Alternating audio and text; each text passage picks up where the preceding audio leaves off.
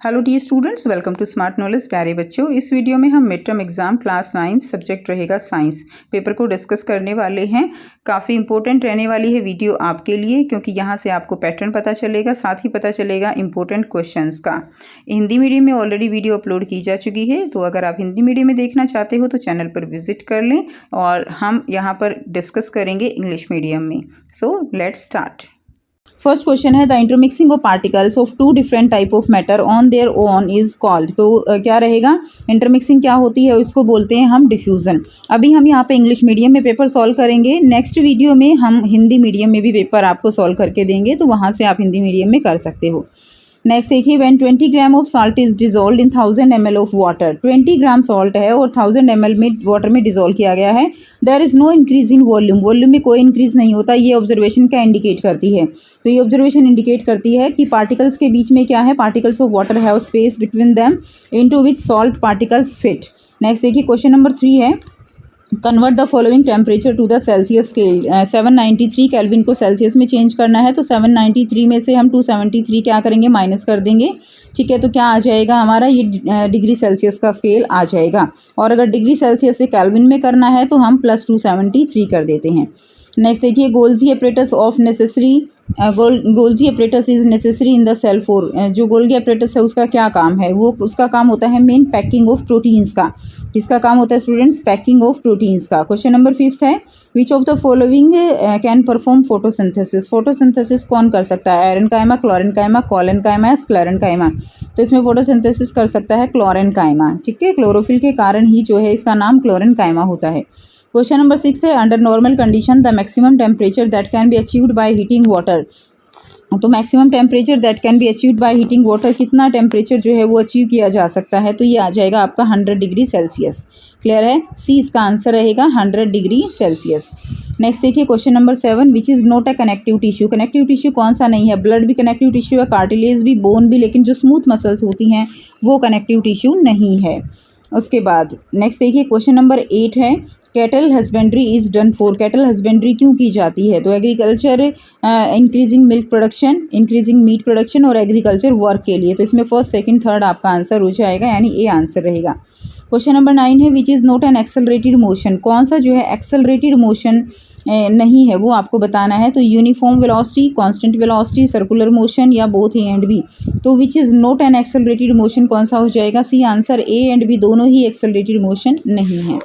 Next देखिए, question number 10 है a student placed an onion partially dipped in water after few days she observe the roots which grow in size the tissue present on the tip of the root. तो tip पे, root की tip पे कौन से tissue present होते हैं?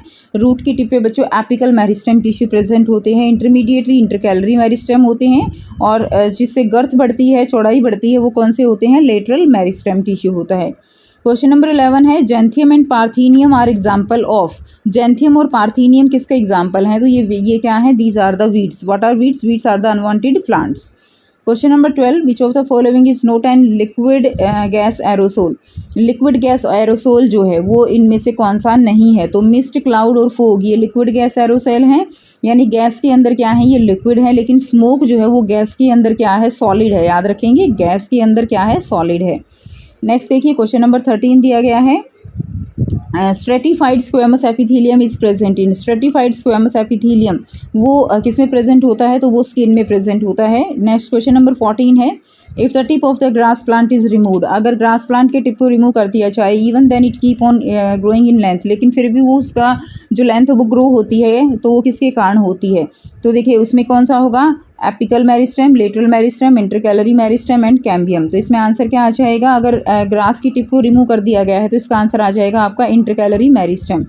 ठीक है, एपिकल मेरिस्टेम तो हमने निकाल दिया है, तो ये आंसर नहीं होगा। अब इसका आंसर क्या होगा? इंटरकैलरी मेरिस्टेम इसका आंसर हो जाएगा। Next question number 15 tissue is a group of similar kind of cells specialized to perform a particular function in the body, therefore presence of tissue in a multicellular organism ensure। तो multicellular organism में tissue जो है वो क्या perform करते हैं? That is a division of labour.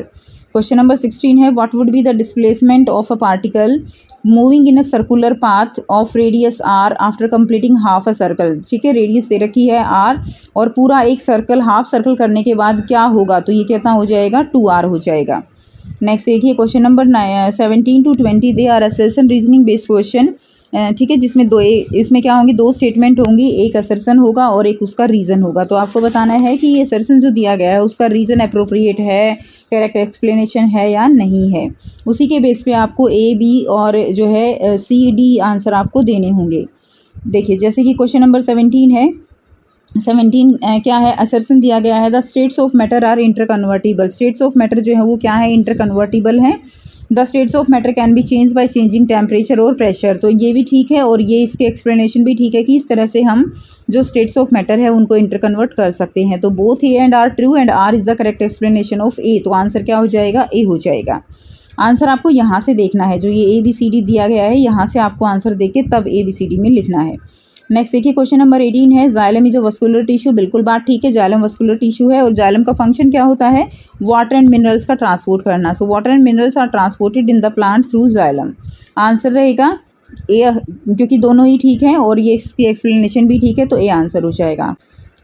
Question 19 है, assertion है सेफ्टी बेल्ट्स आर वोन टू प्रिवेंट एक्सीडेंट। और ठीक है, सेफ्टी बेल्ट क्यों पहनी जाती हैं, एक्सीडेंट को प्रिवेंट करने के लिए। रीज़न क्या रहेगा, safety belt exert a force on our body to make the forward motion slower. कि जो सेफ्टी बेल्ट हैं वो एक फोर्स एग्जर्ट करती हैं ताकि फॉरवर्ड मोशन वो धीरे हो जाए, कोई एक्सीडेंट हो तो आगे की तरफ ना जाएं। तो बिल्कुल ठीक है ए, और रीज़न भी ठीक है और इसकी करेक्ट एक्सप्लेनेशन भी है, तो आंसर ए रहेगा।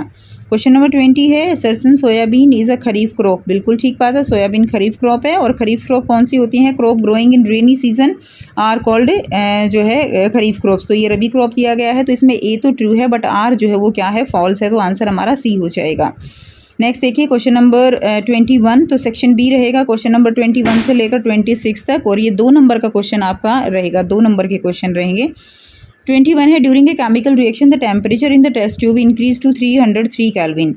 Convert this temperature to degree Celsius scale. इसको डिग्री सेल्सियस में कन्वर्ट करना है, तो इसमें हम क्या करेंगे, -273.15 इसमें हम माइनस कर देंगे, तो आपका आंसर आ जाएगा 29.85। अब आपसे पूछ रहा है कि इसकी फिजिकल स्टेट क्या होगी इस टेम्परेचर पे। तो 29 पे पानी जो है किस स्टेट में होता है, तो 29 पे पानी किस स्टेट में होता है, लिक्विड स्टेट में होता है। ठीक है, उसके बाद क्वेश्चन नंबर 25 है, identify the organelle and the particle are attach to this organelle. तो ये ऑर्गेनली कौन सी है आपको बताना है, और इस पे ये जो आर दिखाया गया है ये क्या है, और इस आर का फंक्शन क्या है, what is the main function of R. तो ये ऑर्गेनली कौन सी है बच्चों, ये ऑर्गेनली है एंडोप्लाज्मिक रेटिकुलम, और पार्टिकल आर जो है वो क्या है, यहाँ पे इस पे अटैच राइबोसोम है, और राइबोसोम का फंक्शन क्या होता है, प्रोटीन सिंथेसिस का। Now let's move to the question number 23। Question number 23 है, while moving on a circular path of 10 metre what will be the distance and displacement of an object after completing 15 turn. 15 turn circular path है 10 metre का, और उसके 15 चक्कर लगा लिए, तो distance और डिस्प्लेसमेंट बतानी है। तो देखिए डिस्टेंस कितनी हो जाएगी, डिस्टेंस जो है होती है नंबर ऑफ टर्न्स कितने की है, और सर्कमफ्रेंस कितनी है, तो 15 × 10 कितनी हो जाएगी, 150 मीटर। डिस्प्लेसमेंट क्या है कि जिस पॉइंट पे गया उसी पॉइंट पे वापस, जिस पॉइंट पे गया उसी पे वापस, तो डिस्प्लेसमेंट क्या हो गई, 0 हो गई। तो डिस्प्लेसमेंट 0 हो जाएगी और डिस्टेंस 150 मीटर हो जाएगी। Now let's move to the question number 24। Question number 24 देखिए, what will you use to put water in it during summer season and Y.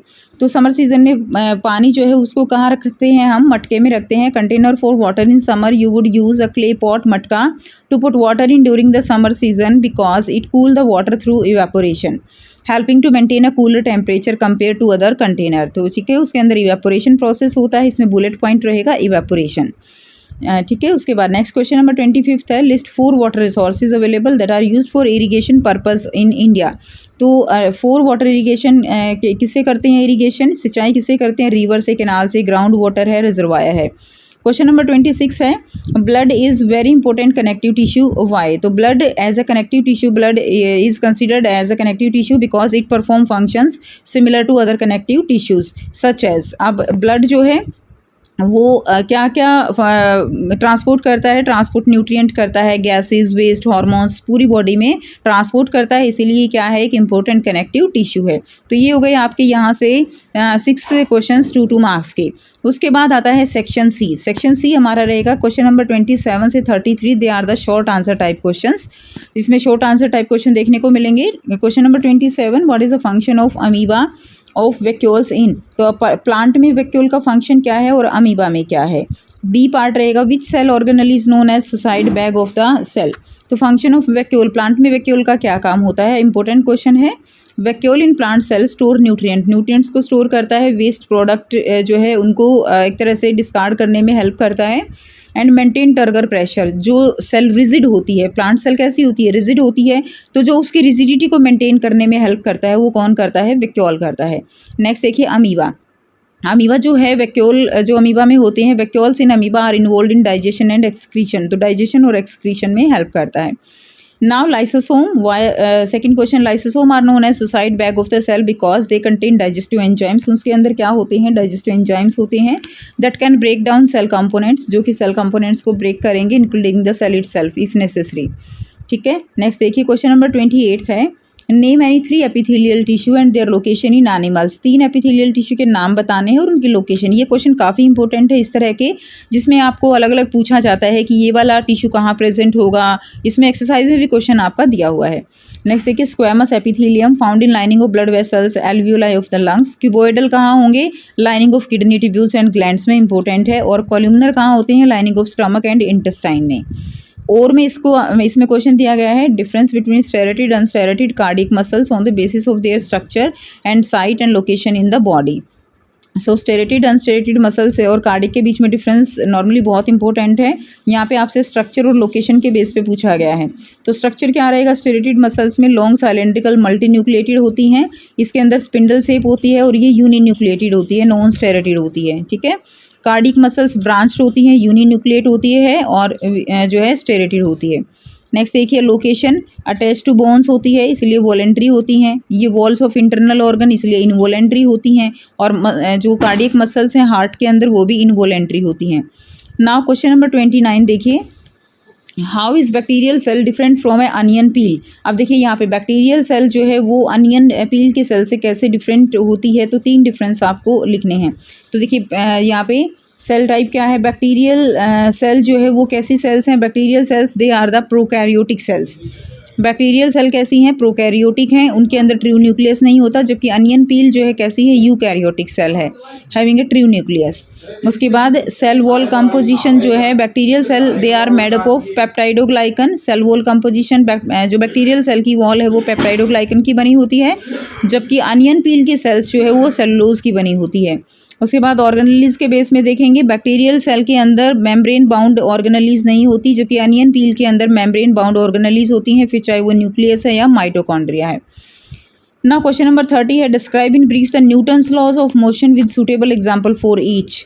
Newton's law के बारे में बताना है, एक एक जो 3 लॉ हैं उनके बारे में। फर्स्ट लॉ क्या कहता है, an object will remain at rest or in uniform motion unless the acted upon by an external force. ठीक है, फर्स्ट लॉ जब तक भी कोई चीज़ रेस्ट या मोशन में रहेगी जब तक उसके ऊपर कोई एक्सटर्नल फोर्स काम नहीं करता है। एग्जाम्पल रहेगा, एक book lying on the table will stay there until someone moves it. Second law है law of acceleration, that is the acceleration of an object is directly proportional to the net force acting on it and inversely proportional to its mass, यानी F is equal to ma। So pushing a lighter cart require less force compare to the heavier cart, यानी ज़्यादा भारी चीज़ है तो उस पर ज़्यादा force लगाना पड़ेगा, कम भारी चीज़ है तो कम फोर्स लगाना पड़ेगा। थर्ड लॉ क्या कहता है, एक्शन रिएक्शन लॉ है, for every action there is an equal and opposite reaction. When you jump off a boat the boat move backward, जब आप आगे की तरफ जब बोट में जंप करते हो तो बोट मूव पीछे की तरफ करेगी। नाउ क्वेश्चन नंबर 31 है, state which of the following situation are possible and give an example for each of these. So इसमें दिया गया है कि कोई ऑब्जेक्ट है with a constant acceleration but with zero velocity, तो इसमें क्या होगा कि कोई भी ऑब्जेक्ट जो है कांस्टेंट एक्सेलरेशन हो और उसकी वेलोसिटी जीरो हो, तो an object with constant acceleration but with zero velocity possible है। जैसे एक बॉल जो है आपने फेंकी हाईएस्ट पॉइंट पे ऊपर की तरफ, तो उसकी वेलोसिटी एक हाईएस्ट पॉइंट पे क्या हो जाती है, जीरो, लेकिन उसकी वो एक्सेलरेशन एक्सपीरियंस कर रहा है ग्रेविटी के कारण। ठीक है, तो ये इसका आंसर हो जाएगा। बी है, an object moving with an acceleration but with uniform speed, acceleration से मूव कर रहा है बट विद यूनिफॉर्म स्पीड, तो ये पॉसिबल नहीं है। एक्सेलरेशन जो है वो क्या होगा, जब acceleration imply change in velocity, acceleration होगा तो उसकी वेलोसिटी में चेंज होगा, and uniform speed means velocity is constant. Clear है, यानी अगर यूनिफॉर्म स्पीड है तो मतलब वेलोसिटी क्या है उसकी एक तरह से कांस्टेंट है, अगर कांस्टेंट है तो एक्सेलरेशन जो है वो चेंज नहीं हो सकता। नेक्स्ट देखिए क्वेश्चन नंबर, इसी में थर्ड पार्ट दिया गया है, an object moving in a certain direction with acceleration in the perpendicular direction. तो ये पॉसिबल है कि कोई भी ऑब्जेक्ट एक डायरेक्शन में मूव कर रहा है और एक एक्सेलरेशन के साथ इन द परपेंडिकुलर डायरेक्शन। एक car moving in A circular path, एक कार जो है सर्कुलर पाथ में मूव कर रही है तो उसका एक्सेलरेशन जो है वो किस तरफ है, सेंटर की तरफ, और वो हर एक टाइम उसके परपेंडिकुलर जो है क्या कर रही है, मूव कर रही है। तो ये पॉसिबल है। नाउ क्वेश्चन नंबर 32 है, right the properties of colloids. Colloids की प्रॉपर्टी क्या होती हैं? कॉलाइड्स जो है वो हेट्रोजीनस नेचर के होते हैं, उनमें टिंडल इफेक्ट होता है and they do not settle on standing and can not be separated by ordinary filtration. Settle down नहीं होते हैं और सेपरेट नहीं किए जा सकते हैं ऑर्डिनरी फिल्ट्रेशन से। नेक्स्ट देखिए क्वेश्चन नंबर 33, लास्ट क्वेश्चन है 3 मार्क्स का। A solution contain 40 gram of common salt in 320 gram of water. So आपको कंसंट्रेशन जो है वो निकालनी है in terms of mass by mass percentage. तो यहाँ से आंसर करेंगे, सोल्यूट का मास कितना है 40 ग्राम, सोलवेंट का मास कितना है 320 ग्राम, सॉल्यूशन का मास कितना हो जाएगा, टोटल कर देंगे 360 ग्राम। कंसंट्रेशन निकालनी है, किसकी निकालनी है, तो निकालनी है हमें कॉमन सॉल्ट कितना दिया गया है 40 डिवाइडेड बाय टोटल कितना है 360 मल्टीप्लाइड बाय 100। जिस तरह आप अपने मार्क्स की परसेंटेज निकालते हो बिल्कुल उसी तरह कि कितने एक सब्जेक्ट में नंबर थे और टोटल कितने सब्जेक्ट थे इनटू में 100, तो आप उस सब्जेक्ट की परसेंटेज निकालते हो। सेम इसी तरह से यहाँ पे हम किसी भी सॉल्यूशन की कंसंट्रेशन निकाल सकते हैं कि कितना परसेंट है। सो 34 से 36 लॉन्ग आंसर टाइप क्वेश्चन रहेंगे। 5 नंबर का क्वेश्चन रहेगा। क्वेश्चन नंबर 34 है, during an experiment Reema placed few raisins in a liquid, after some time she observe that shape of raisin is change, it gets swollen. तो यानी जो resin की shape है किसमिस की वो चेंज हो गई एंड आपको बताना है what could be the nature and type of the solution in which these resins were placed. तो जो ये रेजिन जो है जिस सॉल्यूशन में प्लेस की गई थी जिसकी वजह से ये फूल गई वो कौन सा सॉल्यूशन था और रीज़न क्या रहा। तो nature type of the solution क्या रहेगा, the solution in which the raisins were placed is a hypotonic solution. कौन सा सॉल्यूशन है, हाइपोटोनिक। और रीज़न क्या रहेगा, when raisins are placed in a hypotonic solution water move into the raisin. ठीक है, वाटर जो है वो रेजिन के अंदर मूव करेगा क्योंकि बाहर कंसंट्रेशन क्या है, कम है, और जो रेजिन है उसके अंदर कंसंट्रेशन ज़्यादा है।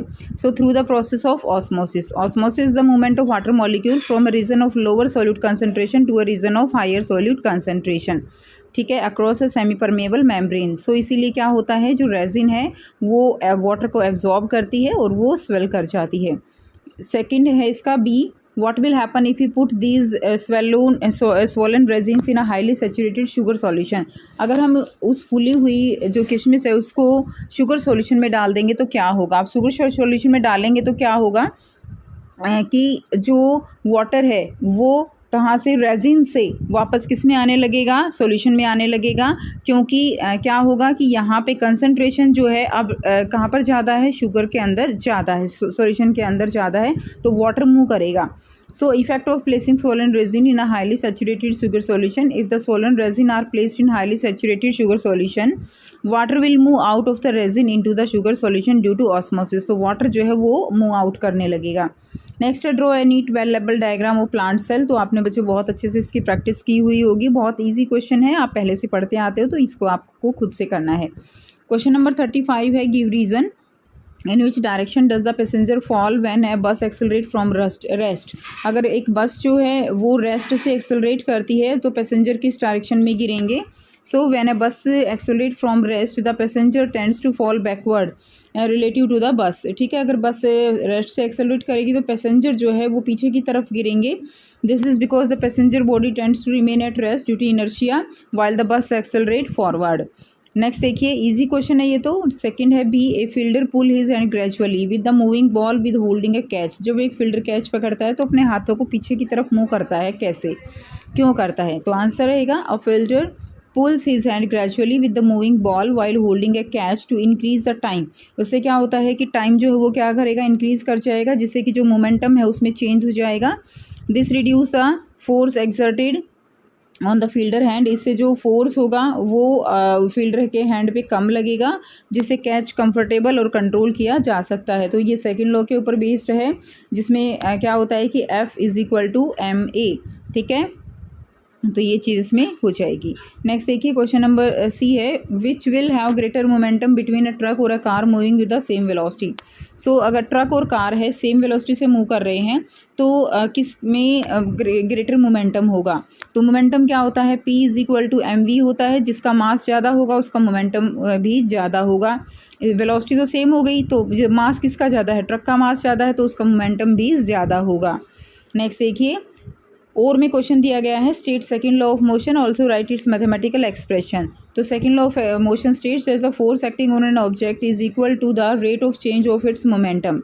ठीक है, it can be mathematically expressed as, तो एफ क्या रहेगा, एफ की वैल्यू क्या हो जाएगी, यहाँ पे चेंज इन मोमेंटम होता है टाइम के साथ, तो dp अपॉन dt।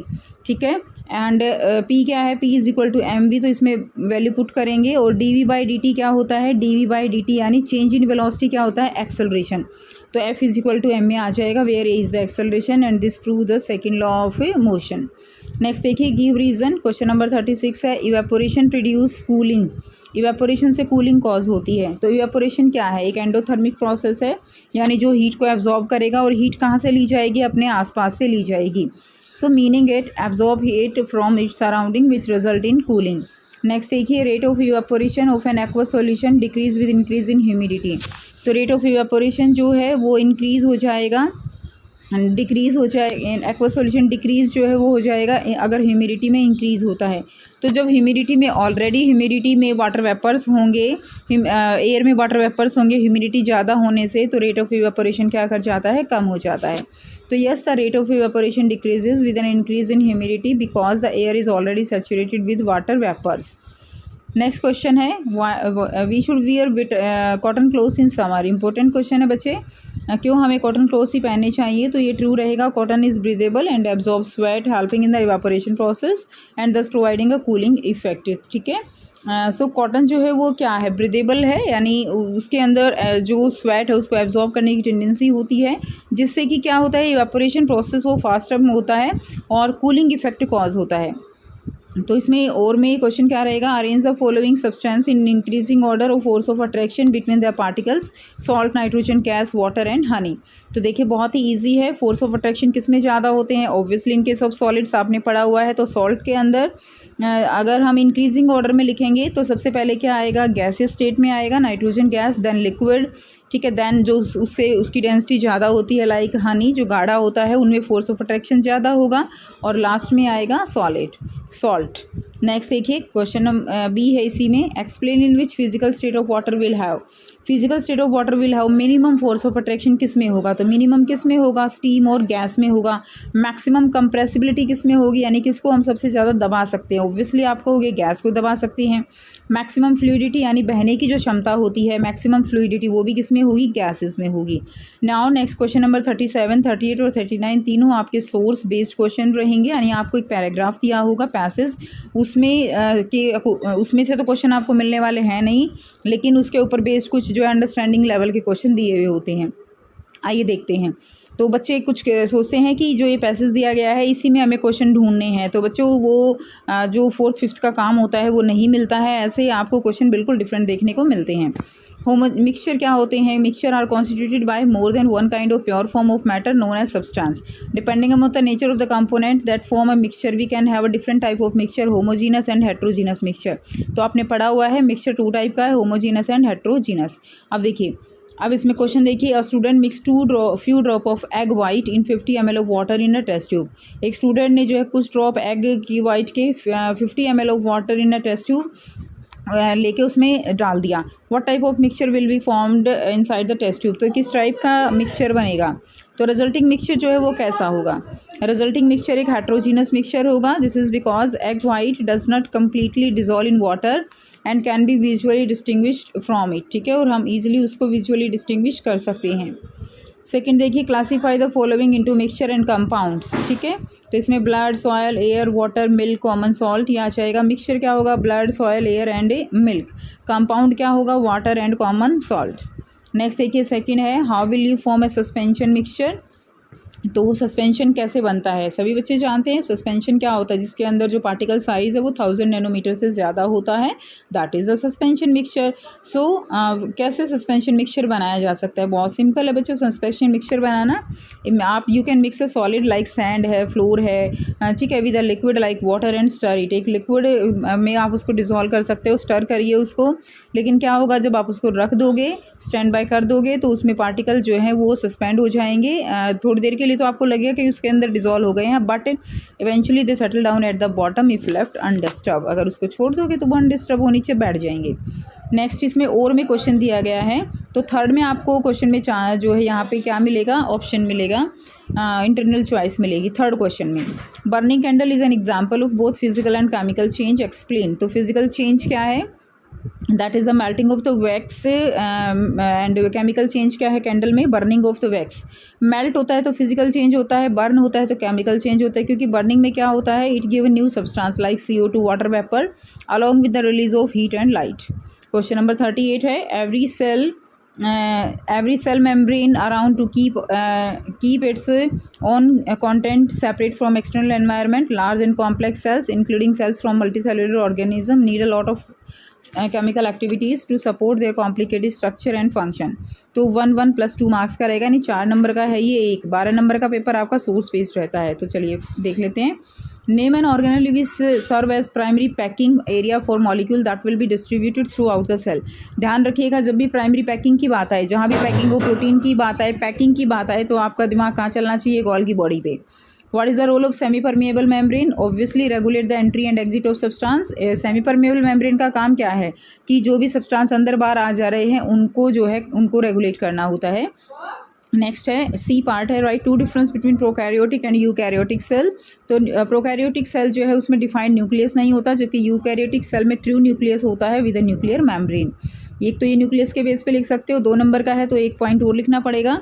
ऑर्गेनेलीज के बेस पे प्रोकैरियोटिक में जो है मेम्ब्रेन बाउंड ऑर्गेनेलीज नहीं होती हैं, लाइक माइटोकॉन्ड्रिया, गोल्गी बॉडीज, ठीक है। बट जो यूकैरियोटिक सेल्स होती हैं like plant cell, animal cell, उसमें मेम्ब्रेन बाउंड ऑर्गेनेलीज होती हैं। और में आ जाएगा write two function of vacuole. तो write two function of vacuole में स्टोरेज एंड वेस्ट डिस्पोजल, ये वैक्यूल के मेन फंक्शन है। क्वेश्चन नंबर 39 है, the speed of an object need to be constant. तो यहाँ से आप इस पैराग्राफ को पढ़ लीजिएगा एक बार, ठीक है। क्वेश्चंस देख लेते हैं। Write down the SI unit of acceleration. Acceleration की SI यूनिट क्या होगी? So the SI unit of acceleration is metre per second, ठीक है, मीटर पर सेकेंड स्क्वायर। तो ये हो जाएगी, ईजी है। नेक्स्ट है, how speed of an object differ from velocity. तो बेटा आप बहुत अच्छे से जानते हो स्पीड और वेलोसिटी में क्या डिफरेंस है।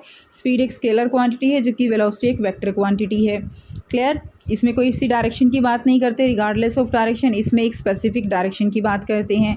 It is only concern with magnitude. तो इसमें केवल मैग्नीट्यूड होता है, जबकि इसके अंदर क्या होता है, magnitude as well as direction. तो ये आप लिख सकते हो। नेक्स्ट देखिए क्वेश्चन नंबर, इसी में सी पार्ट है। A truck driver drive 20 kilometre down the road in 5 minute. 5 minute में 20 किलोमीटर जो है वो ड्राइव करता है। He then drive 12 kilometre down the road in 3 minute. 12 kilometre फिर चलता है 3 मिनट में। What is the average velocity? तो एवरेज वेलोसिटी क्या होगी? एवरेज वेलोसिटी निकालने का फॉर्मूला क्या होता है? Total distance upon total time. Total distance कितनी है? 32। आप टोटल डिस्टेंस को जोड़ दोगे ना, यहाँ से 20 और 12 अलग अलग है तो 32 हो गई। अब टाइम कितना दे रखा है? 5 मिनट और 3 मिनट।